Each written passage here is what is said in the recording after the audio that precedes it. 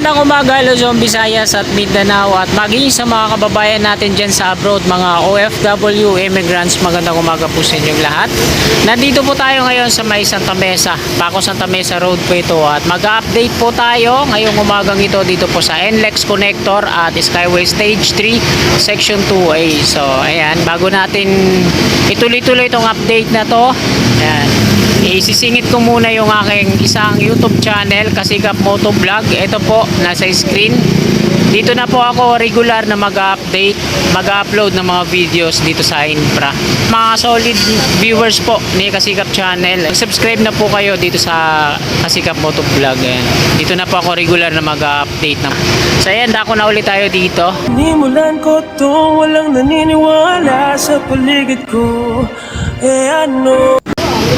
B. Francisco Street po yan dyan, mga kasikap, diretso hanggang doon. So marami pang mga kabahayan na mga didemolish dyan sa part na yan. Yan. Yung bahay na yan sa may kanto, sa may poste, dyan nilera yung on-ramp galing doon sa may gasolinahan. No? At ito naman yung mga rebar cage na to. Mula yan dito sa may shoulder ng section 2A. Yan, mga nasa 10 rebar cage yan patungo doon, Paco Santa Mesa Road, hanggang doon sa may gasolinahan. Off-ramp po yan. No? Yung on-ramp naman dyan sa tawid, yung mga bahay na yan, madidemolish pa yan. Ayan yung last na rebar nyo sa unahan. Malapit sa poste ng Meralco. Diretso yan patungo doon pag na-demolish na. Paco Santa Mesa Road to dito at ito na yung ganap ngayon dito. So sa mga taga rito, lalo na yung mga nakatira na sa ibang bansa, dito dati yung Maui OSS Tunnel. Yan, tinambakan nila. So tingnan natin pag natapos na tong viaduct na ginagawa nila kung bubuhayin pa ba yung tunnel dyan o doon na sa may Teresa, yung way ng mga kabahayan dyan sa Maui OSS, yung daan, ano na si street doon sa kabila. At kung maglalagay pa ba sila ng highway dito sa ilalim, so maraming mga progress ang magagawa pa dito. At di ko alam kung ano tawag sa interchange dito sa baba, no? Kasi magkakaroon ng interchange to dito. Doon sa unahan sa Ramon Magsaysay Boulevard, New Santa Mesa Interchange. At tingnan natin dito kung anong ipapangalan. So ayan na mga kasikap, ito yung Pierre Colomb double decker po yan, yung ginagawa dito. Ayan yung sasalo dito sa section 2A ng Skyway Stage 3. Ayan, CRBC na to. At dito nga sila maglilink. So dito sila maglilink mga kasikap ng Skyway Stage 3 Section 2A. Umpisa ang Section 2A dun sa may Tomas Claudio patungo dito sa PUP Santa Mesa. At yung CRBC naman, NLEX Connector, nag-uumpisa yan sa may C3 Caloocan, no? Patungo naman dito sa may PUP Santa Mesa. So dito sila maglilink. Ito yung sa CRBC, ayun yung sa Section 2A. So pag nagkaroon na ng girder installation dyan, meaning na connect na sila Skyway to NLEX Connector. Ayan, puspusan na yung ginagawa nila dyan, ano. Ito yung mobile crane gamit nila sa lifting patungo dun sa taas. Southbound sa taas, northbound sa baba. Double decker din, patungo yan dun sa may Teresa Street. At connect na ata hanggang dun sa may Ramon Magsaysay Boulevard, tong NLEX Connector. So ito na lang ata yung bukod tangin na hindi pa na-installan. Dalawang span pa po ito. Ayan. Isa dito, tapos dalawa dito. So dito sa baba yung beam nya, ito yung pangsalo nila. Napakalaki yung pier sa baba, pundasyon, tapos may pile cap foundation pa yan. Tapos may beam siya dito sa gitna, tapos yung sa beam nya may additional pa na beam sa ano. So isa lang yung poste niyan, diyan, oh, malaki. Yan. Tapos dito double decker, halintulad dito sa Skyway Section 2A. So ito na yung latest na progress ngayon dito mga kasikap sa may Paco Santa Mesa Road, V. Francisco patungo doon. So marami pang mga kabahayan na matidemolish dyan. Pati yung ihuli na siguro tong off-ramp at on-ramp, yung progreso dito. So ang gumawa po dyan ay Bauer. Sila yung nagtirik dyan ng mga rebar cage at nag-drill. Subcon pa po sila ng San Miguel Corporation yung Bauer. So NLEX Connector, CRBC lang. Ang subcon lang nila dyan yung mga nag-demolish, yung Verdax Builders. So ayan mga kasikap, dako naman tayo dito. Tingnan natin sa may Section 2A.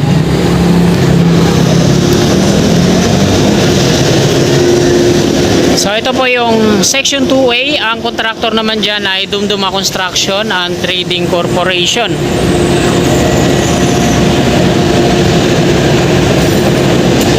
Yan. Dito sila maglilink ng NLEX connector. So yung mga shoulder dito sa kaliwa, ayan sa taas yung sa southbound, on ramp po yan. Galing dito sa may gasolinahan packet dyan, patungong south. Dito naman sa baba, yung off ramp. Ayan. Yung mga galing dito sa norte, patungo dito sa may Valenzuela Street to Ramon Magsaysay Boulevard, Aurora Boulevard. So dito yan. Ayan yung mga rebar cage nyo. Patungo yan dun. Kakanan.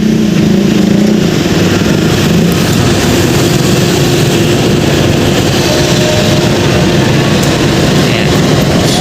Talagang puspusan na yung ginagawa ng NLEX connector dito para matapos na to. So dito na lang sa Skyway, ang problema nila dun sa may right of way at saka dyan sa tulay. Yan. Daming mga steel pipe ginawa nilang yung Barangay Development Center dito sa kaliwa natin, so hindi na ata ito madidemolish kasi malayo naman siya dyan yung lang dun sa unahan, yung Buddhist Chuchi Campus, meron siyang part ng sa bubungan, ayun, yung parang tatama siya pag nagkaroon ng viaduct ayun yung Buddhist Chuchi Campus, meron siyang part dun sa may bubungan na parang tatama siya. Ayan, bago tayo umalis, pakita ko po muna ulit. Hanggang dito po yung pier column ng Section 2A. So ito yung double decker. At yung ginagawa doon, ayun yung sa CRBC na sasalo dito sa Skyway, no? So dyan sila maglilink. So ito yung kasunod, pangatlo, tas pangapat. So ayun yung part na tatamaan yung bubungan, no? Pag nagkaroon ng viaduct, yung on-ramp patungong south, yung bubungan ng Buddhist Chuchi Campus. Yan. NSCR naman yan sa kabila, yung may bakod. Ayan yung right of way niya. So hindi pa nag-start yung NSCR dyan. Bali yung construction na ginagawa dito sa Maynilad, yung pipe laying nila, tapos sa NSCR, tapos ito naman yung Dumduma, Skyway at CRBC. Yung Verdax Builders wala pa kasi wala pa silang didemolish doon, di pa nag-umpisa. Ito yung likod ng Barangay Development Center, no? Tapos may kalsada din dyan, no? Tingnan natin kung ma-demolish ba to. So hindi naman siya balakid dito malayo naman. So yan mga kasikap, dadako na tayo sa may Quirino Avenue at doon tayo mag-e-end ang ating video. So tara, let's go! Ito yung container tanks ng Dumduma. Diyan iniimbak yung mga bentonite slurry. Ginagamit nila pag nagdi-drill. Patungo tayo ng Padre Jacinto Zamora Bridge. So may ginagawang lifting dito kaya pansamantala na pinahinto. May rebar na pala yan, sir, yung beam niya sa taas.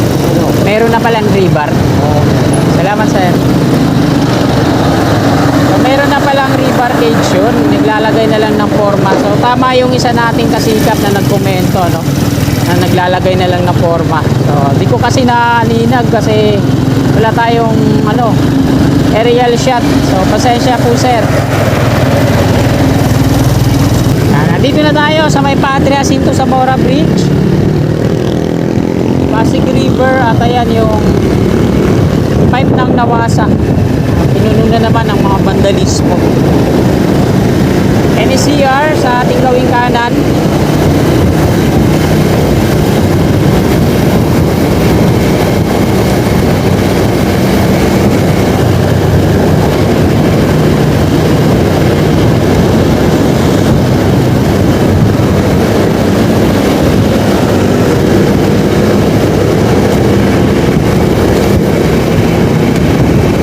Nagkakaroon nga po dito ng mga soil testing. Isa dito, tapos meron doon sa unahan at doon sa may Pandakan Station. Ayan po yung Skyway Stage 3. At dyan po mag-start ang Section 2A. So ayan yung mga rebar cage na nakatayo dyan. Bali, 8 po yan, no? Double decker, 4 na columns, pier columns. Bubuhin dyan. At ito namang flyover na to ay madidemolish to, no? Ito yung magiging viaduct ng North-South Commuters Railway Project. So same lang, papanipisin lang yung, ipipit lang yung para sa riles, ano. Palililiit lang to. Pagdating dito sa part na to, sa may Skyway, magiging upgrade din siya, no. Iilalim siya dito. Tapos pababa dyan. But may heavy equipment dito. Yan. Ganito din yung magiging itsura. Pagbaba niya dito,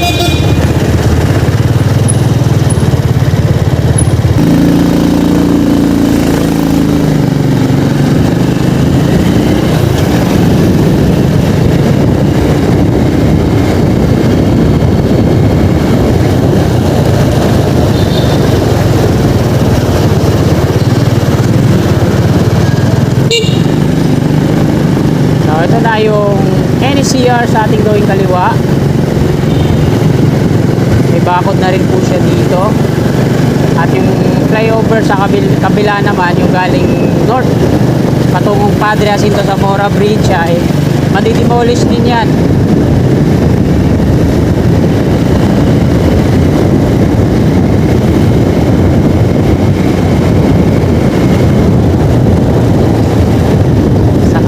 Labores Street at Quirino Avenue na to dito. Ito yung north patungong Nagtahan Flyover at Mabini Bridge. At ayan na yung Plaza Azul, mga kababayan, mga kasikap. So yung plano nilang gawing ano dito, yung mga binabalak nila, wala na, no?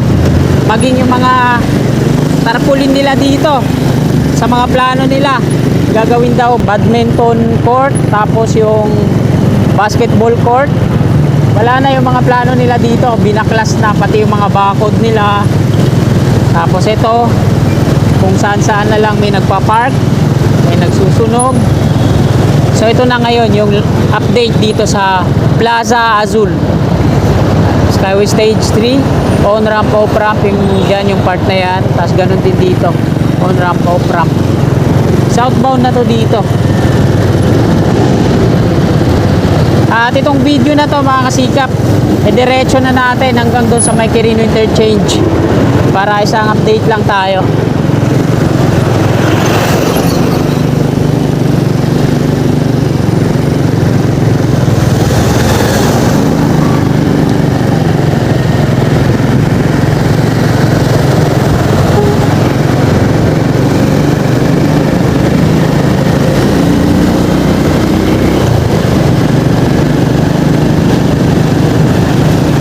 On ramp patungong Naiya, Alabang at Calamba sa kaliwa. Pakit ng Skyway Stage 3 dito sa Paco.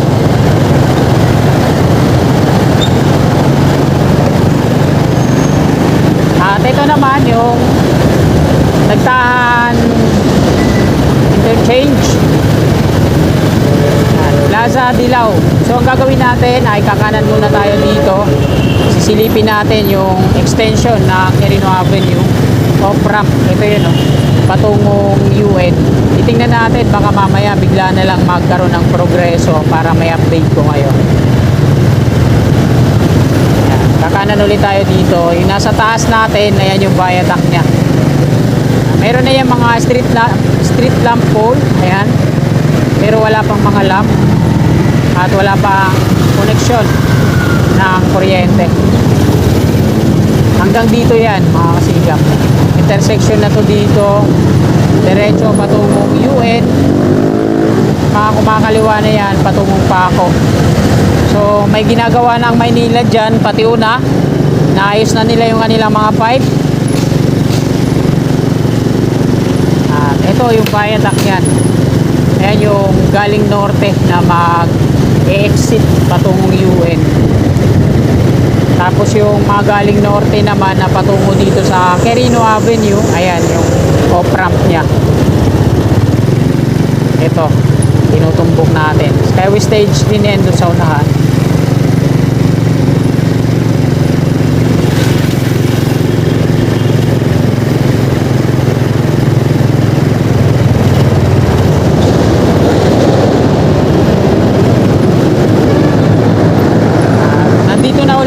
sa may southbound.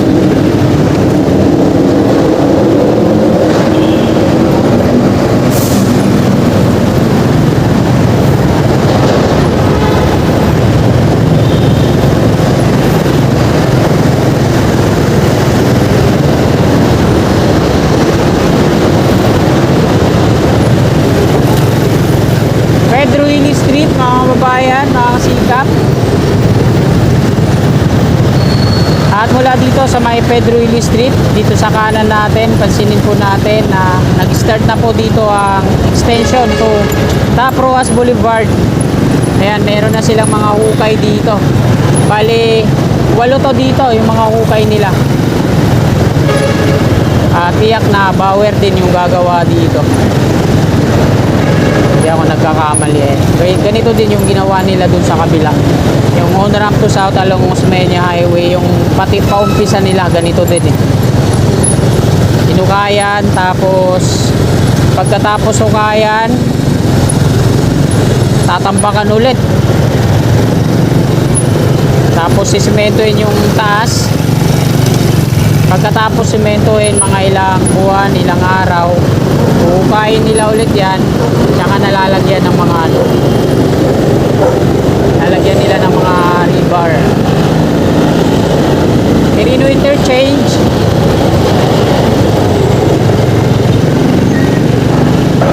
Ayan. So ayan naman yung on ramp to south along Osmeña Highway sa Tawid. Ganon din yung ginawa nila dun sa dinaanan natin, yung umpisa, bago nila lagyan ng mga ano dito. So ang nakakuha nito, DMCI yung gagawa dito, pero yung subcon nila dito, yung Bauer, sila yung nagdrilla at nagtirik ng mga rebar cage na to. Ano, maraming mga poste na dito ang naporing, kagaya nito, 2, 4 lang gagawin dito, no. Ito din, mga naporing na hanggang dun sa dulo, yung nakabalot ng gunny bag pa. So ito yun, yung pinaka-last, nakabalot ng gunny bag na yan. At ayan mga kasikap, hanggang dito na lang po itong video na to. Maraming salamat. Sana bago nyo lisanin itong video na to, yan, nilapit ko ulit ang aking isang account, Kasikap Motovlog, at doon na po tayo mag-upload regular sa mga update dito sa Inupara. Maraming salamat. Magandang umaga. God bless po sa ating lahat.